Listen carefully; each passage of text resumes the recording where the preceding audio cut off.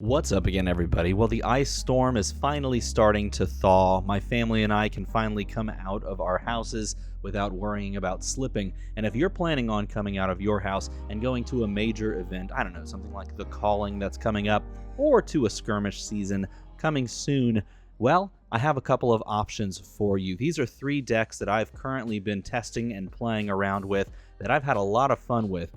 And, well, let's just put it this way. There's not going to be many people that expect to see these lists when they sit down to play in skirmish or blitz side events. So let's break these all down. And yes, they all use it. They all I can't help myself. But here they are. Here are the 3 deck lists, starting first with Prism. This is Aggro Prism, and it is Royal Aggro Prism, as you can see here, using, of course, the Crown of Dominion, but we also have a couple of just glove options. In fact, if we go to sideboard, you can most easily see what we're running as far as equipment choices. We have the Crown of Dominion, we have Phantasmal Footsteps, and Vest of the First Fist with Luminaris as the weapon. And for glove options, we're doing Goliath Gauntlet, Null Rune Gloves, and Dreamweavers. Interestingly enough, I have recently just come off of Fjendal's Spring Tunic on like every mid-range to aggro deck in Blitz in favor of Vest of the First Fist, just because it's literally 1-for-1 better in this scenario, which is kind of cool. If you want to play Blitz, it's a very fast and swingy format, sure, but Vest of the First Fist, a common, Fjendal's Spring Tunic, an expensive legendary, and I've literally just started playing Vest of the First Fist in just about every aggro deck that I play, and it's generally just better. Okay, let's take a look at the deck list itself. This is an aggressive version of Prism, and we want to leverage the fact that we're playing Crown of Dominion to draw cards with Cash In. The benefit in this deck of playing Crown of Dominion and Cash In, well, we dig deeper into some of our, big attacks. Cash In is a yellow so that we can pitch it if we've already played one Cash In. We can just pitch this away and it becomes like go again fodder for our heralds overall. It allows us to dig deeper into the single Tome of Divinity, actually, which is really cool because you can go, and I've done this in a game before, it's like really nice. You can go Cash In, play Cash In, draw 2 cards, Wartune Herald, or just really any Herald. If it hits, it goes to the Soul, and then you just pitch 2 more along with the Vest of the First Fist to, taking the Vest, gaining 2 resources, pitch 2 more, pitch another yellow, draw 3 more cards, and then you just start stringing together hard to deal with attacks. It is very, very cool deck overall. I really enjoy it, but you're pushing Heralds, you're pushing Heralds, you're pushing Heralds, you're pushing Heralds, you're pushing Heralds. Interestingly enough, the card that has been clutch, absolutely clutch in matchups like Rhinar, for example, not necessarily just passing Mirage. Shimmers of Silver, very good, by the way, against like Brutes and stuff like that. Invoke Soraya. If you can play a Soul Shield and get it to go into Soul, and then you block with a couple of cards maybe, and you have this, you can actually pitch a yellow to play Soul Shield. To pull Soul Shield out of the Soul and then make it into a Spectral Shield via the effect on Prism. You can invoke Soraya with the other yellow card. At that point, you have a 4 attack that is just on a stick, it's just continuous, which is super cool. Very, very cool. Having Soraya just as a 4 attack that also pokes with an Arcane. And when you poke with an Arcane, it actually heals you as well. So this has come in super clutch in the more mid-rangey games in Blitz, which is kind of a weird thing to say because there's not a ton of those. But this has been absolutely clutch. And Oasis Respite, actually 1 copy of Oasis Respite yellow, really good in Wizard matchups as well. But everything else is kind of straightforward and standard like you would expect. And it just works. And having the extra draw off of Cash In and the 1 Tome of Divinity feels real good. Deck number 2, and it's one that not a lot of people are going to expect. This is Raiden Boltyn. This is Charge Boltyn with Crown of Dominion because I just can't stop myself. Okay, let's look at the sideboard to more easily kind of show you what we're running. This is always going to be Raiden unless we're playing against a Wizard, and then we could play Jubil. Technically, you could do that, but I think Raiden feels good. Brave Forge Bracers, Crown of Dominion, Snapdragon Scalers, Vest of the First Fist. By the way, the Bracers literally just there for blocking. I've triggered it maybe once in like my games. It's something you don't really go for a ton, but it's great for blocking. And again, like I said, Vest of the First Fist just feels real good. Okay, the goal for this deck is to charge up our soul and then hit a power play wherein we can either search for Lumina Ascension with beacons, and then we can do like a double Lumina play. And if we do a double Lumina play with this deck, it feels real good on Raiden, because Raiden ends up swinging for like 5 and 6 respectively, depending on what we play alongside of it. It doesn't get the buff like the Sabers do, of course, but it does get a buff by itself, and we can add some little other things as well. Now, this is a more of an attack action-based deck, and so things like double Art of War allow us to banish draw 2 very nicely.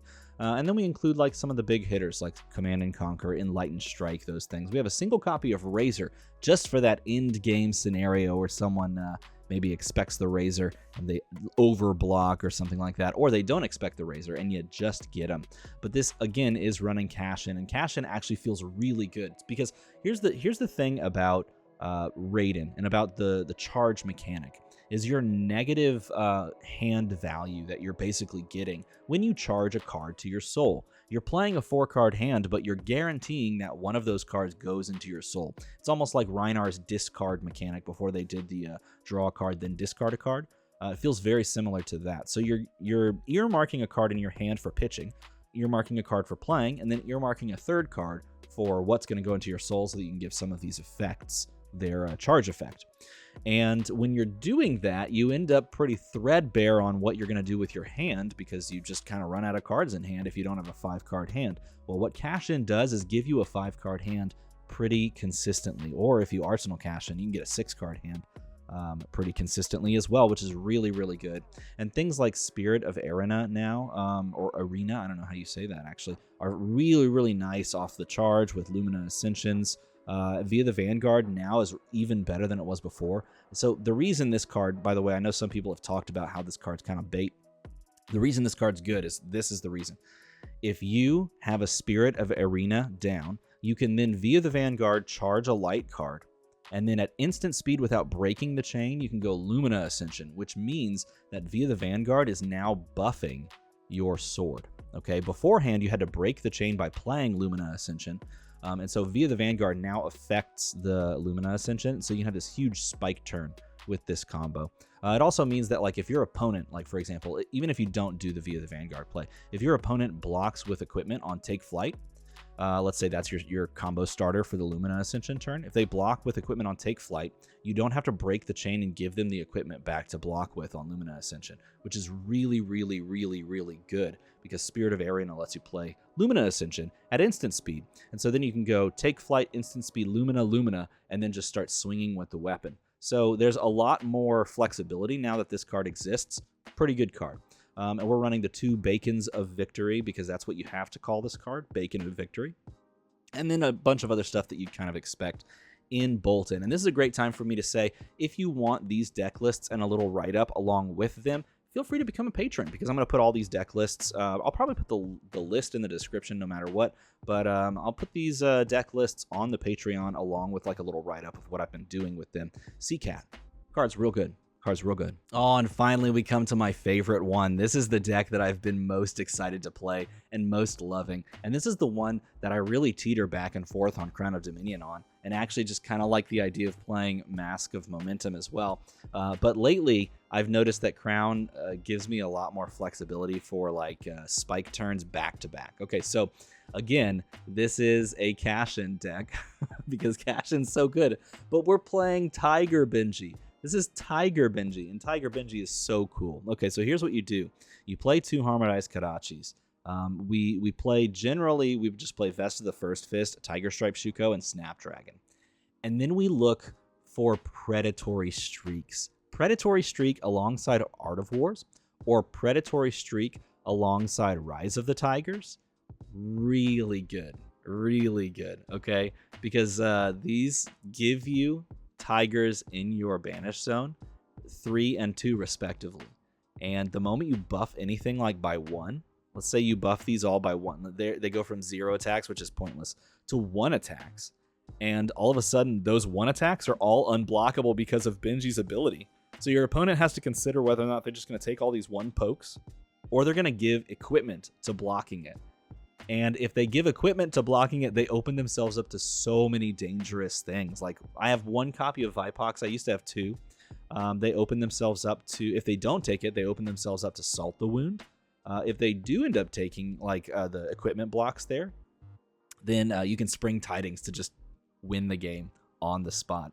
And the reason that Cash-In has been overperforming for me in this deck, and because of the free casting cost essentially of Crown of Dominion that it's kind of granting it, is because if you go Art of War and dig for 2 cards, and then you play out your turn and it does some damage and it makes it hard for your opponent to block, and then you draw up and you're like, man, I really hope that I created enough of a tempo lead that I can keep this going, and you find Cash-In, well, all of a sudden you're guaranteed to have another spike turn right after it. And then you play Cash-In, and then you draw another Art of War or something like that, and you draw more, and it's nutty. It's insane.